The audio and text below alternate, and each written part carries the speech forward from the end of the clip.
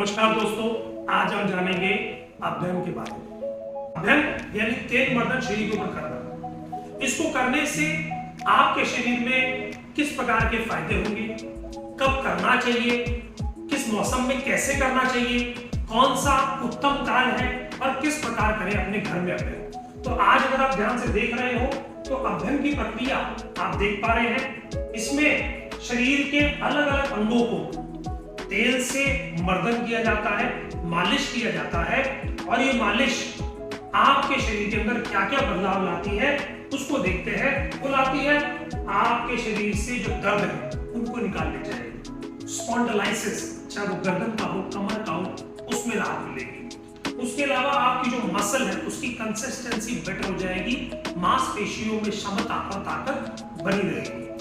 उसके अलावा अगर हम देखें ध्यान से तो इस अभ्यंग का सबसे बड़ा फायदा होता है साउंड स्लीप। यानी अगर जो लोग अभ्यंग निरंतर कराते हैं उनको नींद के लिए स्लीपिंग पिल्स लेने की कोई आवश्यकता नहीं पड़ती। आपकी स्किन बहुत बेटर हो जाएगी।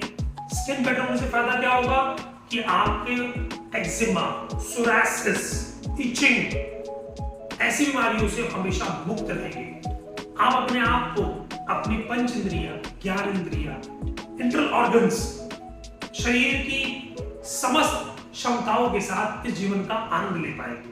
अगर आप ध्यान से देख रहे हो अभ्यंग, तो अभ्यंग करने के जो मेथड है उसके अंदर सबसे पहले हम बिठाकर, फिर लेटाकर, फिर लेफ्ट लैटरल, फिर पेट के बल, फिर राइट लैटरल और फिर बढ़ा के अभ्यंग देते हैं। इस अभ्यंग को धीरे धीरे मांसपेशियों के अंदर मालिश के रूप में किया जाता है, जिससे जो तेल है उसकी अंचसनेस, उसकी चिकनाई बॉडी के अंदर पोर्स के माध्यम से एंटर हो जाए और एंटर होने के बाद वह शरीर के अंदर लाइटनेस, लघुता, अंचसनेस, जी हाँ, जो आपकी बॉडी अंचस हो गई थी यानी कि शरीर के अंदर तेल की कमी होती उसकी पूर्ति हो जाएगी। अब वो सॉफ्ट हो जाएगी, जेंटल हो जाएगी, फ्लेक्सिबिलिटी आ जाएगी।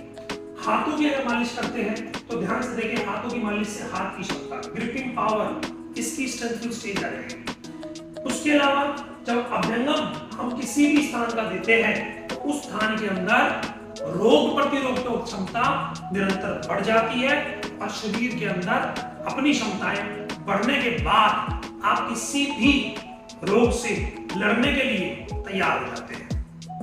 अब आप एक बात समझिए कि बुढ़ापा क्या है? स्टिफनेस, टाइटपन, और अभ्यंग क्या करता है? बुढ़ापे को आने से रोकने का तरीका है। सबसे उत्तम काल है स्नान से पहले व्यायाम और व्यायाम से पहले अभ्यंग। यानी तेल लगाकर, ऑयल लगाकर अपनी बॉडी में मसाज करके अगर आप व्यायाम करते हैं और उससे जो पसीना आता है वो आपके शरीर में स्वस्थता लाता है, आपकी स्किन को ब्रीथ करने का मौका देता है और उसके उपरांत अगर आप स्नान करते हैं तो ऐसा लगता है कि कितना वजन आपके शरीर से निकल गया।